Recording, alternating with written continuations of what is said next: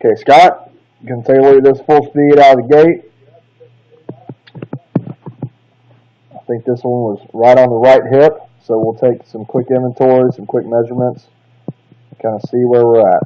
So we've done a much better job getting better extension up top compared to what we were before, how we were kind of squatty. Okay, so much better extension.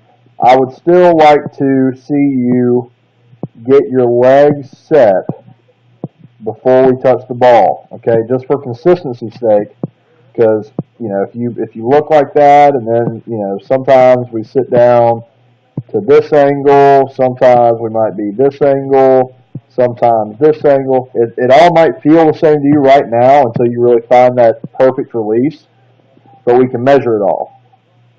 Okay, so let's get our legs set first to where when our arms just hang down naturally, our fingertips are barely touching the ground, right even with the back of the ball. Okay, so when your arms hang down right here, your fingertips should just be barely touching the ground. You should push your hips back to your target, and that should be the angle that your leg's set. It should be this angle every time, but let's get it before we grab the ball. You can still check to make sure your target's there without touching the ball. Okay, sometimes your punter forgets to go out there, whatever, punters are weird. Okay, let's just get set before we touch the ball. Okay, I like our fingers. Be still. Now let's check the delivery.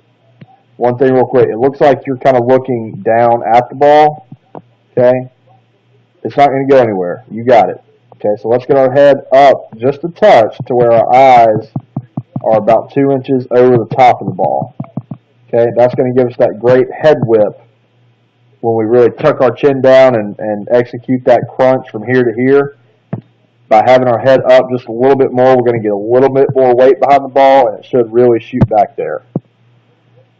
Okay, so let's watch the move now. I'll go ahead and make this mark. We'll come back to it. Okay, I don't mind that at all. Great extension. Great extension back through your legs. Okay.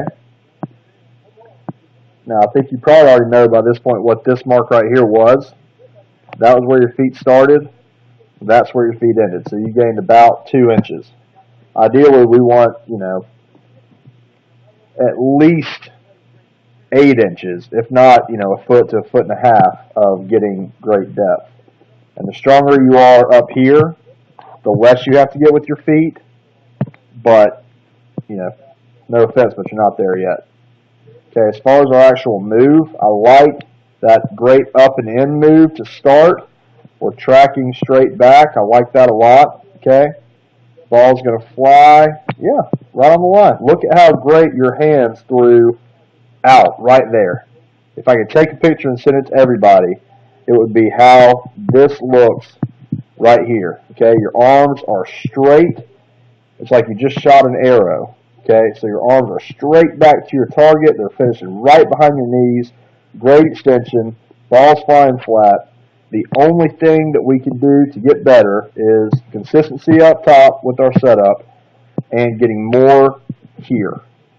Okay, watch how little your feet move. Okay, we can get more out of that by pushing this way instead of straight this way. Watch your hips. Okay, we're not getting a whole lot out of them. We're basically just standing up instead of firing out. Okay, so get depth this way. Fight to get depth with your feet and with your hips back. Your first move will take care of itself. Okay, that is picture perfect. The nose is down the whole time. It flattens out right on release, and we throw our hands out. Okay, good job with your hands, but man, let's just get a little bit of depth and we'll be on something. Great job.